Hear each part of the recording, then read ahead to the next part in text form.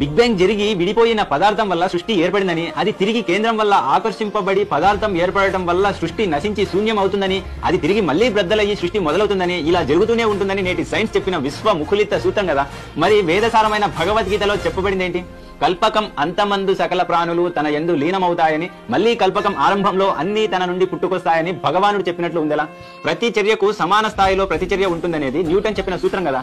మరి వేల సంవత్సరాల నుండి భారతదేశంలో వినిపించే కర్మ సిద్ధాంతం చెప్పేదేంటి? ఎవరు ముందు చెప్పినట్లు? తొలి విమాన నిర్మాణం చేసిన మేధావులు రైట్ సోదరులు కదా. అంతకు ముందు నుండే భారతీయులకు ఉన్న విమాన శాస్త్రాన్ని కూడా కాస్త పక్కన పెడదాం. రైట్ సోదరుల కంటే ముందు శివరాం బాపూజీ తల్పాడే అనే పండితుడు మన పురాతన గ్రంథాల ఆధారంగా తయారు చేసిన మరుత్సవి గాలిలో ఎగిరింది కదా. మధ్యలో ఆగిపోయిన ఆ విమాన ప్లాన్ ని ఈయన వారసులు ఓ ఆంగ్లేయ కంపెనీకి అమ్మినట్లు తెలుస్తుంది. మరి అదేమైనట్లో ఆ ప్రస్తావనే తేదెందుకు ఈ ప్రపంచం? ఆది యుగంలో వేదాలు రాసిన వారికి అంత జ్ఞానం ఉండదని విదేశీయులు నేర్పిన తిలక పలుకులు నేటికి వల్లే వేస్తూ బానిస మనస్కులు తెలుసుకోవాల్సింది ఒకటి ఉంది. రాతి యుగం పరాయి పాలన, అంతకు ముందంతా రత్న యుగమేనని. ప్రపంచం కళ్ళు తెరవక ముందే మనం చిరునవ్వు నవ్వాం, ఆటలాడి పాటలు పాడాం. నేడు నీచులచే వక్రీకరింపబడ్డ మన చరిత్రను నమ్మి మన భారత జాతిని, పురాణాలను, గ్రంథాలను, ఇతిహాసాలను తోలనాడే స్థితిలో ఉన్నాం. ఇప్పుడు చెప్పండి, ఎవరు చెప్పినట్లు ముందు ఈ లోకానికి లౌక్యం? తల్లి భారతి, నీకు శతకోటి వందనాలమ్మా. నీ కడుపున పుట్టే భాగ్యాన్ని నాకు ప్రసాదించిన